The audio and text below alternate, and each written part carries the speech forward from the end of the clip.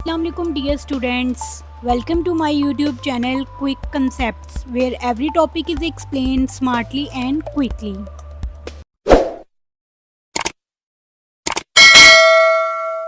So today we are going to start unit 6 which is animal reproduction. Here you can see the SLOs of unit 6 one by one हम इन तमाम SLOs को discuss करेंगे. So let's start from the first one which is describe the role of hormones in both male and female sexual development. Main SLO start करने से पहले हम कुछ basic term को डिस्कस करेंगे ताकि आपके कॉन्सेप्ट्स क्लियर हो सकें. सबसे पहले बात करते हैं रिप्रोडक्शन की. रिप्रोडक्शन एक बायोलॉजिकल प्रोसेस है जिसमें लिविंग ऑर्गेनिज्म अपनी नई इंडिविजुअल प्रोड्यूस करते हैं जो सेम स्पीशीज़ के होते हैं. मतलब अगर एक कैट रिप्रोड्यूस करेगी तो न्यू ऑफस्प्रिंग भी कैट ही होगी. ये प्रोसेस लाइफ की कॉन्टीन्यूटी के लिए बहुत ज़रूरी है वरना स्पीशीज़ ख़त्म होने के चांसेस हो सकते हैं. अब रिप्रोडक्शन की दो मेन टाइप्स हैं. The first one is asexual reproduction. Asexual reproduction basically इसमें सिर्फ एक पेरेंट इन्वॉल्व होता है और जो ऑफस्प्रिंग होती है वो बिल्कुल आइडेंटिकल होती है अपने पेरेंट जैसी. जैसे कि कुछ बैक्टीरिया और कुछ प्लांट जो कि एग्जैक्टली सेम टू सेम होते हैं their parents. And second type is the sexual reproduction. Sexual reproduction में बेसिकली दो पेरेंट्स इन्वॉल्व होते हैं मेल एंड फीमेल.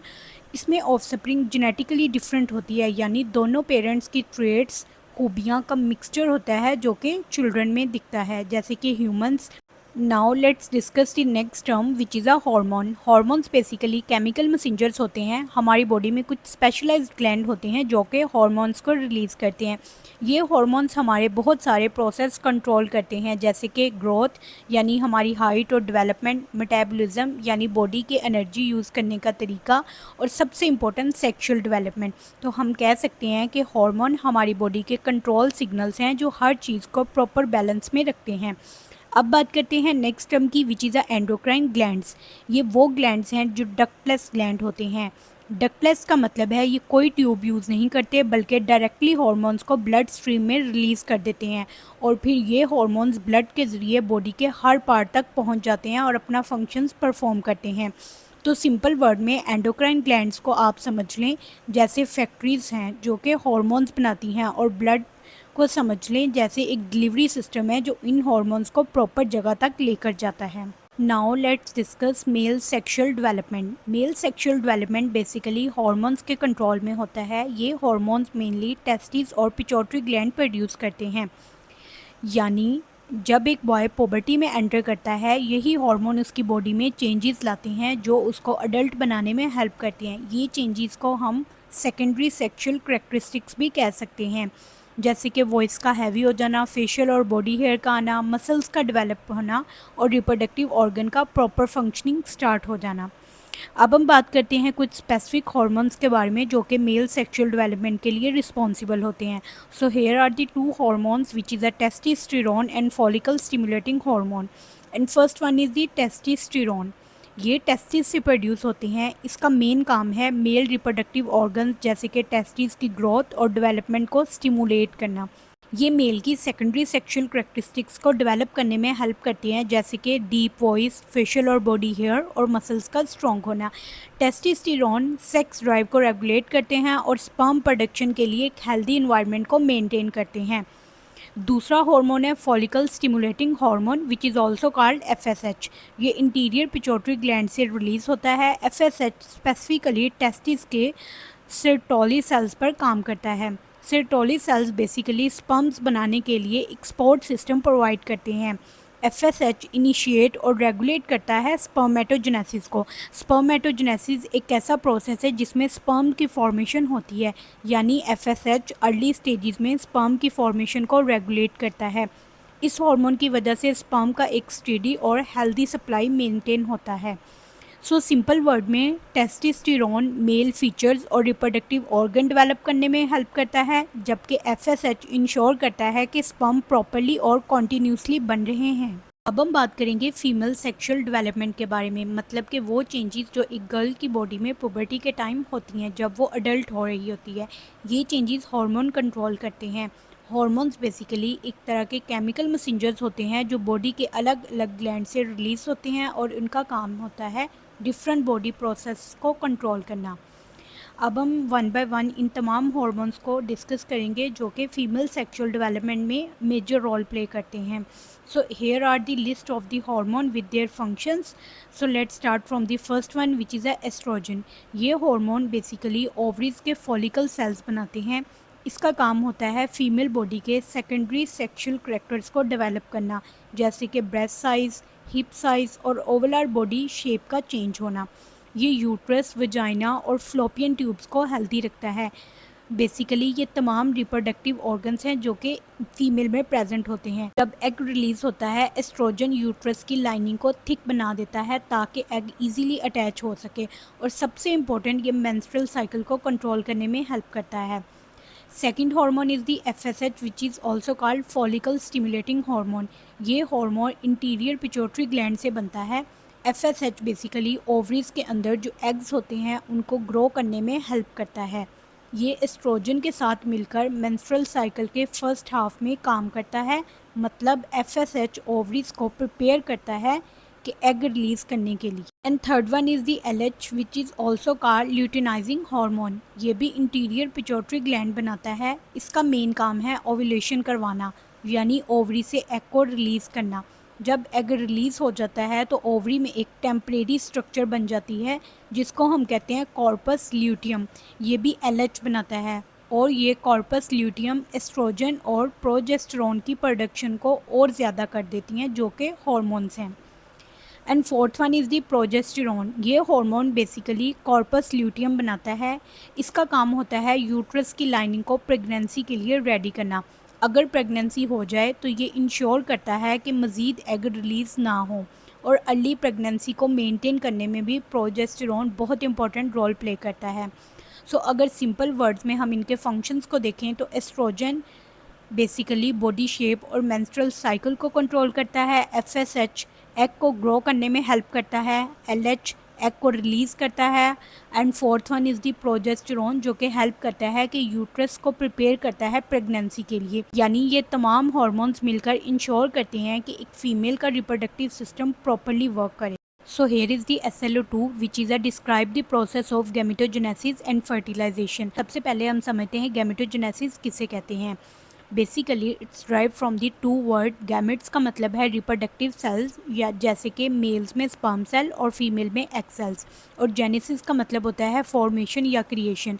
तो गैमेटोजेनेसिस बेसिकली एक बायोलॉजिकल प्रोसेस है जिसमें हमारी बॉडी के जर्म सेल्स जो नॉर्मली डिप्लॉयड होते हैं यानी 2n क्रोमोसोम्स के साथ, ये म्योसिस के प्रोसेस के थ्रू चेंज होते हैं और हिप्लॉइड गैमेट में कन्वर्ट हो जाते हैं। यहाँ पे एक वर्ड है germ cells. Germ cells basically हमारी बॉडी में वो स्पेशल सेल्स होते हैं जो टेस्टिस और ओवरीज में प्रेजेंट होते हैं, जो कि रिप्रोडक्टिव ऑर्गन हैं, और ये म्योसिस के थ्रू गैमेट्स की प्रोडक्शन करते हैं, जैसे कि मेल में स्पर्म्स और फीमेल में एग्स। मतलब कि ये प्रोसेस इंश्योर करता है कि जब फर्टिलाइजेशन हो तो दोनों पेरेंट्स का half half chromosome set combine होकर नॉर्मल 2n नंबर प्रोड्यूस करे, ताकि ऑफस्प्रिंग में दोनों पेरेंट्स की करैक्टरिस्टिक्स इन्वॉल्व हो सकें। अब हम बात करते हैं गैमेटोजेनेसिस की टाइप्स के बारे में। So here are the two types of gametogenesis which is a spermatogenesis and oogenesis. Spermatogenesis basically ये प्रोसेस सिर्फ मेल में होता है जिसमें स्पर्म सेल टेस्टिस के अंदर बनते हैं। आपको नाम से अंदाज़ा हो रहा होगा, स्पर्मेटोजेनेसिस का मतलब है स्पर्म्स की प्रोडक्शन होना।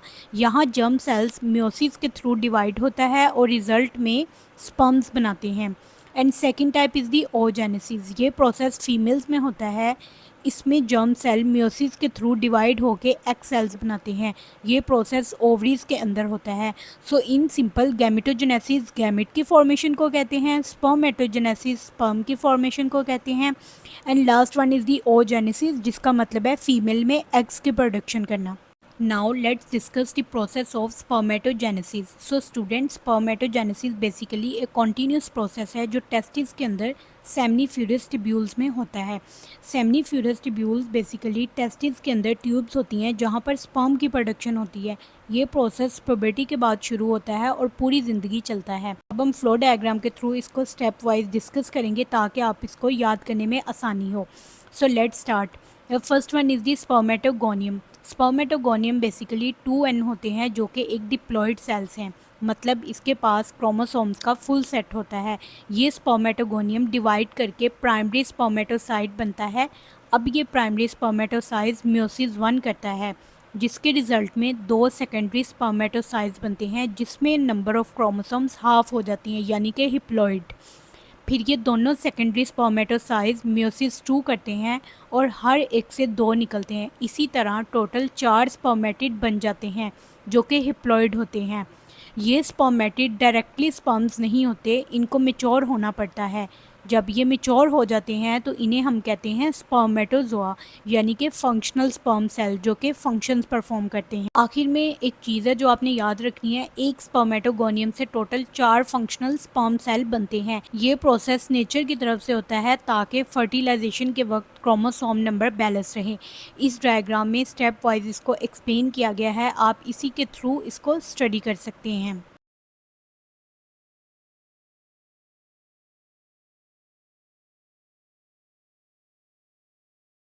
Now let's discuss the process of oogenesis. Student, अब हम बात करते हैं ओजेनेसिस के बारे में, जो कि ओवरीज के अंदर एक प्रोसेस होता है। ये प्रोसेस इंटरेस्टिंग है क्योंकि ये एक्चुअली बर्थ से पहले ही शुरू हो जाता है। देखो, ओवरीज में सबसे पहले एक सेल होता है जिसको हम ओगोनियम कहते हैं, और ये ओगोनियम डिप्लॉयड होता है, यानी इसके अंदर 46 क्रोमोसोम प्रेजेंट होते हैं। ये ओगोनियम माइटोसिस से डिवाइड करता है और एक प्राइमरी ओसाइट्स बनाता है। अब ये प्राइमरी ओसाइट म्योसिस स्टार्ट तो करता है, लेकिन प्रोफेज 1 के स्टेज पर ये रुक जाता है। मतलब जब एक बेबी गर्ल पैदा होती है तो उसकी ओवरीज के अंदर ये इनकम्प्लीट प्राइमरी ओसाइट्स पहले से मौजूद होते हैं। फिर जैसे ही एक गर्ल पुबर्टी पर पहुंचती है, यानी कि वो अडल्ट होती है, तो हर मेंस्ट्रुअल साइकिल में एक प्राइमरी ओसाइट अपना म्योसिस 1 कंप्लीट करता है। इससे बनते हैं 2 अनइक्वल सेल्स, एक सेकेंडरी ओसाइट और एक पोलर बॉडी।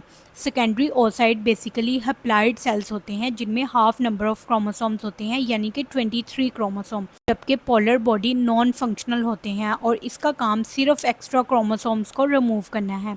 अब ये सेकेंडरी ओसाइट म्योसिस 2 स्टार्ट करता है, लेकिन ये प्रोसेस कंप्लीट तभी होता है जब फर्टिलाइजेशन हो, यानी जब स्पर्म सेल्स आकर इसके साथ फ्यूज़ करे।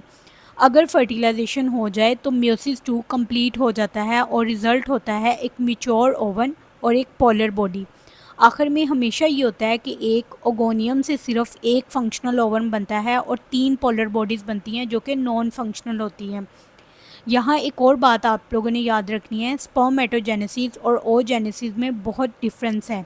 स्पर्मेटोजेनेसिस में एक सेल से 4 फंक्शनल स्पर्म सेल्स बनते हैं, जबकि ओजेनेसिस में सिर्फ एक सेल प्रोड्यूस होता है जिसको हम एग सेल कहते हैं।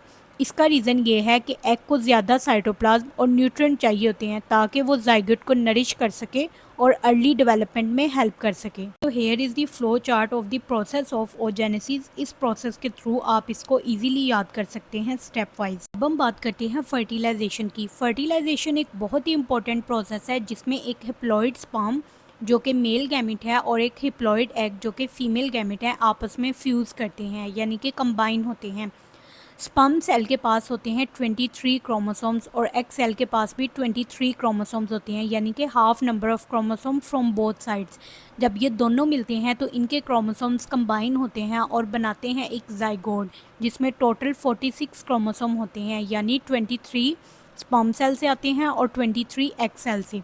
ये जाइगोट असल में न्यू लाइफ की शुरुआत है। जाइगोट ग्रो करता है, सेल डिवीजन से मल्टीप्लाई होता है और आहिस्ता आहिस्ता एक न्यू ऑर्गेनिज्म में डेवलप हो जाता है। यानी फर्टिलाइजेशन का मेन काम है दोनों पेरेंट्स के जेनेटिक मटेरियल को कंबाइन करना ताकि डिप्लॉयड ऑर्गेनिज्म क्रिएट हो और जिसमें दोनों पेरेंट्स की करैक्टरिस्टिक इन्वॉल्व हो। So here is the type of the fertilization which is external fertilization and internal fertilization. External fertilization basically body से बाहर होती है, मतलब स्पर्म और एग कंबाइन होते हैं। ये प्रोसेस ज़्यादातर फिशेज और एम्फीबियंस जैसे फ्रॉग में होता है। इंटरनल फर्टिलाइजेशन बॉडी के अंदर प्रोसेस होता है, मतलब स्पर्म डायरेक्टली फीमेल के रिप्रोडक्टिव ट्रैक में जाता है और एग के साथ फ्यूज़ करता है। ये प्रोसेस मैमल्स में होता है जैसे ह्यूमन, बर्ड्स और reptile. So here is a table which describe the difference between the internal and external fertilization. Student, जैसे कि पिछली स्लाइड में आपको मैंने फर्टिलाइजेशन और इसकी टाइप्स के बारे में एक्सप्लेन किया है, जो कि एक्सटर्नल और इंटरनल फर्टिलाइजेशन थी। अब आप इस टेबल की हेल्प से इंटरनल और एक्सटर्नल फर्टिलाइजेशन के मेन डिफरेंस को समझ सकते हैं और इन पॉइंट्स को लर्न कर सकते हैं। So now let's move to next topic which is a asexual reproduction. Basically ये एक ऐसा प्रोसेस है जिसमें सिर्फ एक पेरेंट इन्वॉल्व होता है और ऑफस्प्रिंग प्रोड्यूस करता है विदाउट फिजन ऑफ गैमेट्स, यानी कोई स्पर्म और एग की ज़रूरत नहीं होती। जो ऑफस्प्रिंग प्रोड्यूस होते हैं वो जेनेटिकली आइडेंटिकल होते हैं पेरेंट के, इन्हें हम क्लोन भी कहते हैं। सो हेयर आर दी सम की फीचर्स ऑफ एसेक्सुअल रिप्रोडक्शन जिन्हें हम डिस्कस करते हैं। बेसिकली ये प्रोसेस बहुत फास्ट और सिंपल होता है, इसीलिए ज़्यादातर ऑर्गेनिजम्स में पाया जाता है जो इनवर्टिब्रेट्स या लोअर एनिमल्स होते हैं। क्योंकि वेरिएशन बहुत ज़्यादा नहीं होती, ये रिप्रोडक्शन उन्हीं कंडीशन में होती है जहां इन्वायरमेंट स्टेबल और फेवरेबल हो, ताकि ऑफस्प्रिंग इजीली सर्वाइव कर सकें। सो अब हम बात करते हैं टाइप्स ऑफ एसेक्सुअल रिप्रोडक्शन के बारे में। यहाँ टेबल पर कुछ इंपॉर्टेंट टाइप्स को इसकी डिस्क्रिप्शन और एग्जाम्पल के साथ एक्सप्लेन किया गया है। सो let's start from the first one which is a binary fission. Binary fission में बेसिकली पेरेंट ऑर्गेनिज्म दो इक्वल पार्ट्स में स्प्लिट हो जाता है, हर पार्ट एक कंप्लीट न्यू ऑर्गेनिज्म बन जाता है। ये प्रोसेस ज़्यादातर यूनिसेलुलर ऑर्गेनिजम्स में होता है जैसे कि amoeba and paramecium. And next is the budding. Budding में पेरेंट की बॉडी पर एक छोटा सा बड ग्रो करता है जो आहिस्ता आहिस्ता डेवलप होकर न्यू ऑर्गेनिज्म बन जाता है। जब बड मिच्योर हो जाता है तो पेरेंट से डी अटैच होकर अलग ऑर्गेनिज्म बन जाता है। एग्जाम्पल में हाइड्रा और यीस्ट, ये एक सिंपल और फास्ट प्रोसेस है। And third one is the fragmentation. इसमें ऑर्गेनिजम्स की बॉडी ब्रेक होकर छोटे छोटे पीसीज में कन्वर्ट हो जाती है और हर पीसी से एक न्यू ऑर्गेनिज्म बन जाता है। ये प्रोसेस ज़्यादातर सिंपल एनिमल्स में होता है जैसे कि प्लेनेरिया और स्टारफिश। मतलब अगर एक ऑर्गेनिज्म के पीसीज हो जाएं तो हर एक पीस से एक नया ऑर्गेनिज्म ग्रो करेगा। And fourth one is the regeneration. Basically regeneration में अगर ऑर्गेनिजम्स का कोई बॉडी पार्ट सेपरेट हो जाए या कट हो जाए तो वो दोबारा ग्रो हो सकता है और कभी कभी उस पार्ट से पूरा ऑर्गेनिज्म भी बन जाता है। ये प्रोसेस बेसिकली हाइड्रा और स्टारफिश में होता है। लिजर्ड भी अपनी लॉस्ट टेल को रीजनरेट कर लेती है, लेकिन उनमें सिर्फ लिमिटेड रीजनरेशन होती है। Fifth one is the parthenogenesis.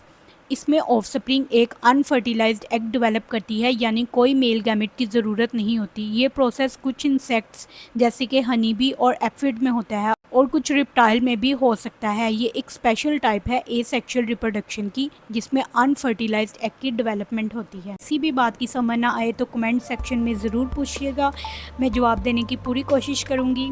अल्लाह हाफिज़, मिलते हैं नेक्स्ट वीडियो में एक नए टॉपिक के साथ। Don't forget to like, share and subscribe.